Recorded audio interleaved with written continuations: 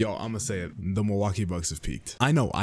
It sounds crazy. They have Giannis, they have Chris, they already won a championship. They peaked. Okay, I don't care what you say. The Milwaukee Bucks have peaked. I'm not gonna take any of this. Now listen, they're always going to be a contending team. That is no secret. That's no surprise. Every single time they're gonna always be in the conversation for contenders. But if we're talking realistically in the Eastern Conference, with the amount of competition and depth of teams in that conference, are we really gonna have the Bucks in that conversation? Like, yes, I know they have Giannis, Drew Holiday, Chris Middleton. That's a great big three, but like, it's really just Giannis at the end of the day. I'd much more prefer a team like the Celtics, the Heat. I could maybe even understand a Cavaliers pick over the Bucks, to be honest, just based off that starting lineup and the depth on that roster. I think the Hawks had an amazing upgrade. I don't know if I put them over the Bucks though, but definitely a great competition for sure. I don't know. I look at this team and I see a contending team. 100% no doubt in my mind they are a contending team, but like almost every team in the East is a contending team. Like, let's just look at this conference and mark off the contending teams: the Celtics, the Nets, the Sixers, maybe the Raptors, but I don't know if I go that far. In my mind, the Cavaliers. The Hawks are really close, if not already contenders, and obviously the Miami Heat are contenders as well. And obviously among those teams,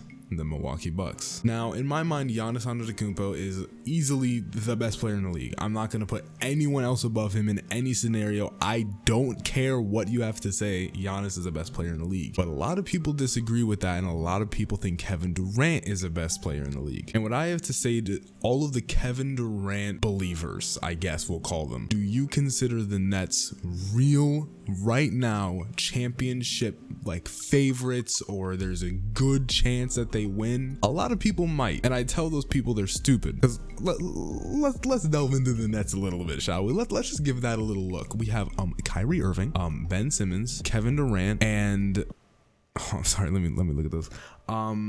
G Leaguers.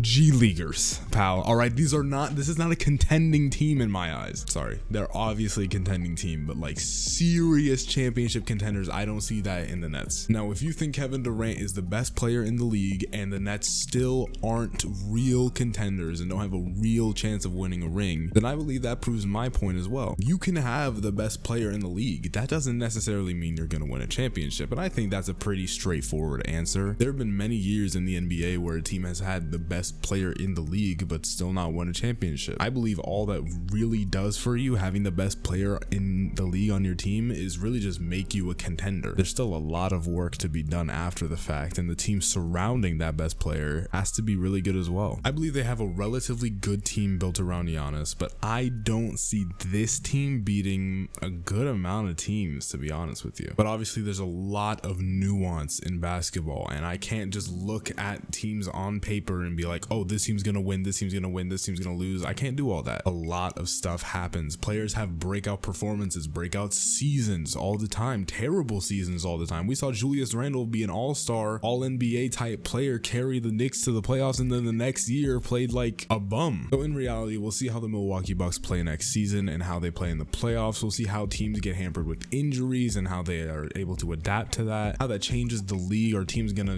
have completely different outcomes for the season based off another team's injuries or their own? There's a lot of stuff that could happen, and maybe the Bucks aren't contenders this year because someone big gets injured. There's a lot of stuff that can happen, but please let me know your thoughts. I'm really interested to know, do you consider the Bucks actual contenders for a championship this year, or do you see them being, a contending team but not real favorites or anything like that? But yeah, as always, make sure to like, subscribe, all that YouTube stuff. I promise you will not be disappointed with the content you see here, and if you want to see some more videos, go watch this one. I don't know which one's there, but go watch it. It's good.